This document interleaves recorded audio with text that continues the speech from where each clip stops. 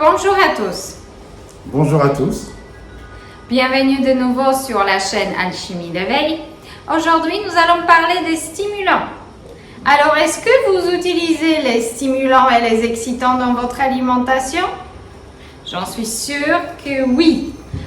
Même sans vous en rendre compte et sans le faire volontairement et consciemment. Exactement. Dans cette vidéo, vous allez tout apprendre et vous allez savoir si les aliments que vous trouvez dans votre alimentation quotidienne sont des excitants et des stimulants pour vos glandes endocriniennes et votre système nerveux. Alors, restez avec nous.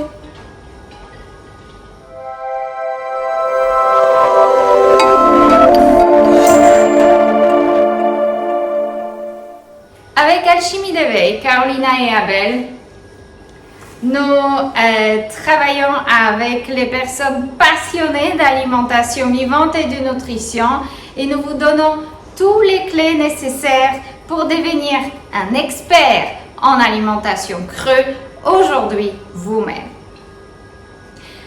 Alors, quels sont les stimulants et qu'est-ce que font les stimulants dans votre alimentation? Ce sont des aliments très puissants que certains n'ont rien à faire dans notre alimentation, d'autres ont certains bienfaits, voire très puissants bienfaits pour nous. Mais comme c'est des plantes très puissantes, elles ne devraient pas couvrir une majorité, une grande partie ou avoir une très grande place dans notre alimentation quotidienne. Ces aliments-là devraient être là lorsqu'ils sont nécessaires et utiles. Qu'est-ce que ça veut dire? Stimuler le système immunitaire, combattre la fatigue, infection hivernale, booster ses performances. Mais ça doit être d'une manière ou sur une période assez courte, pas quotidienne, à long terme. Ou en toute petite quantité et pas en très grande quantité pour ne pas stimuler votre corps inutilement en permanence. Donc, créer une sorte de mobilisation et stress supplémentaire à grande dose au quotidien. Donc, il y a malheureusement beaucoup de ces plantes dans notre alimentation que certaines approches hygiénistes ou méditatives, vous voyez, donc par exemple dans l'Ayurveda, on ne consomme pas l'ail et l'oignon puisqu'on considère ça comme stimulant. On consomme plein d'autres stimulants par contre, c'est pas très cohérent.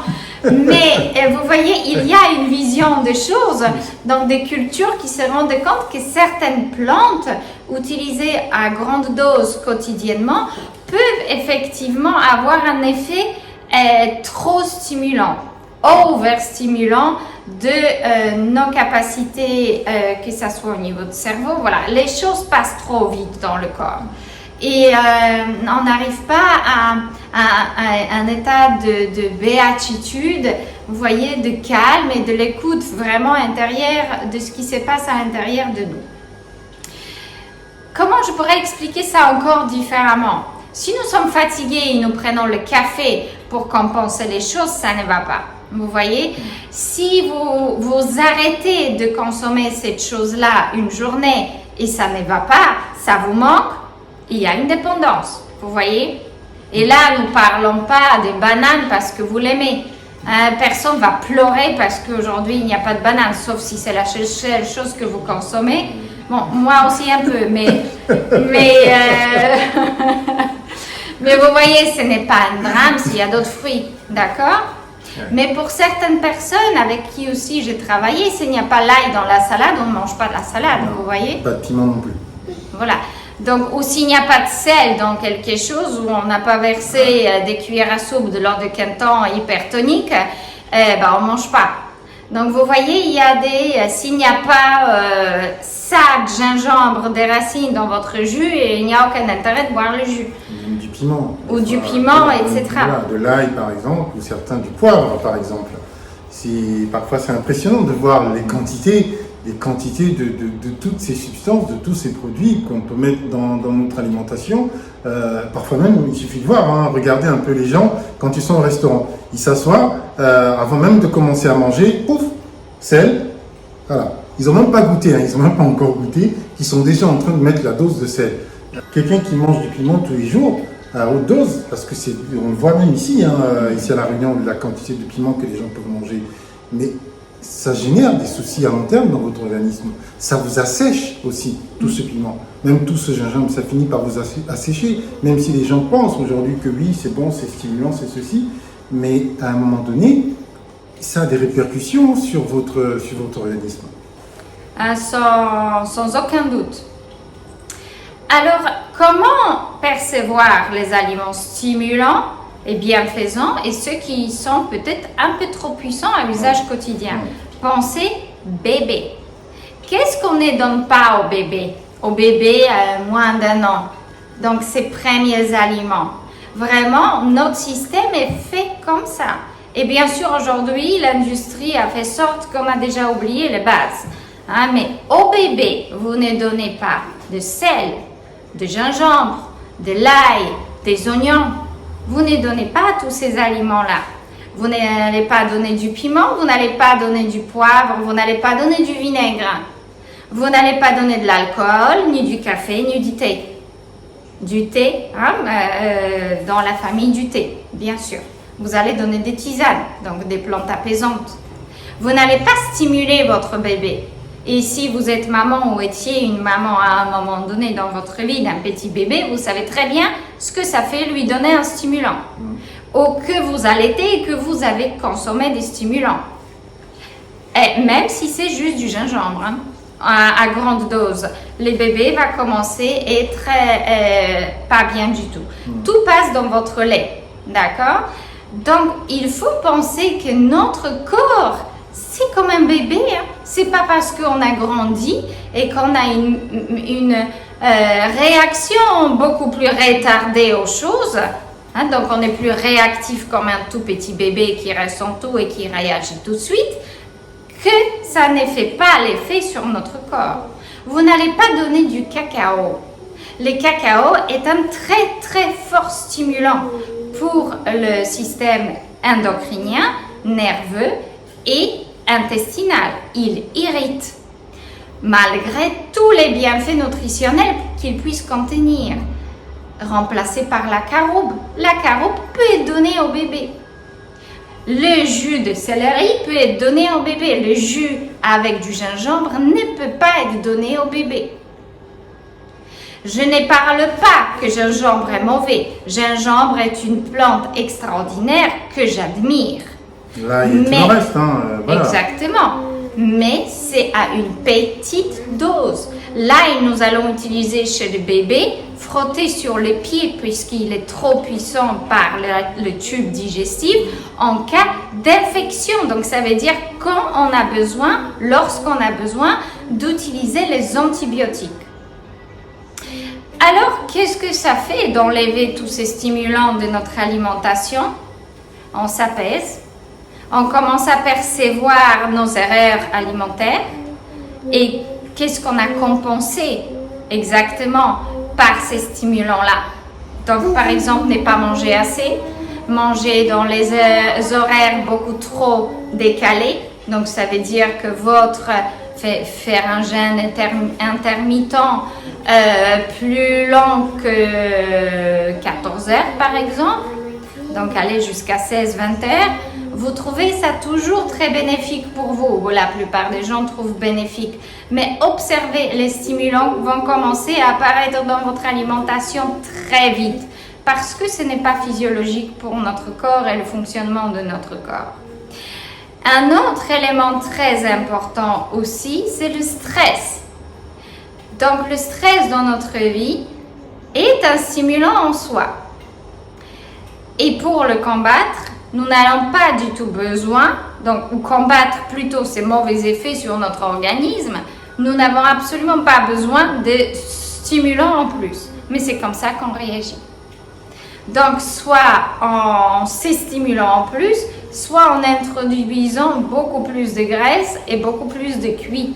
Donc les aliments qu'en fait nous bouchent un peu les émotions, donc ça veut dire on est moins réactif.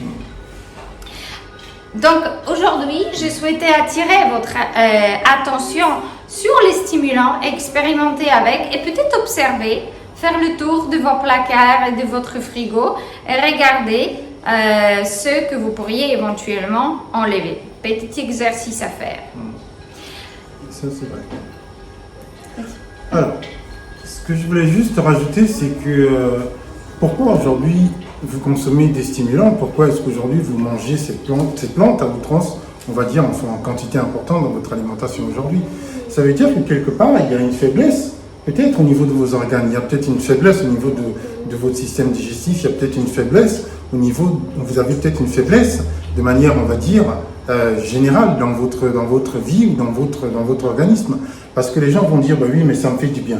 Oui, mais ça vous fait du bien pourquoi? Ce sont des stimulants, c'est là pour booster, d'accord? Donc si c'est là pour vous booster en permanence, on doit se booster, mais pas tous les jours, on doit se booster, mais pas tout le temps. À un moment donné, quand on prend toutes ces choses, comme dit Carolina, c'est sur un temps, sur une période très courte.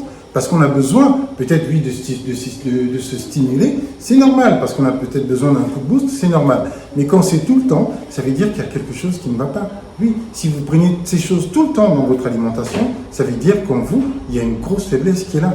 Il faut plutôt partir sur une alimentation saine qui va vous apporter beaucoup plus de nutriments et qui va vous donner aujourd'hui la force suffisante, l'énergie suffisante, plutôt que d'aller prendre, en fait, on va dire entre guillemets, des drogues quelque part, pour pouvoir justement vous surbooster, vous permettre d'être plus présent, etc. Donc, toutes ces choses ne sont pas mauvaises en soi, on le dit, hein, c'est à un moment précis qu'on doit le prendre. Mais si c'est tout le temps, ça veut dire qu'il y a une grosse faiblesse peut-être en vous, même si on donne souvent, ou les personnes qui le prennent disent « oui, mais moi ça me fait du bien, j'adore ».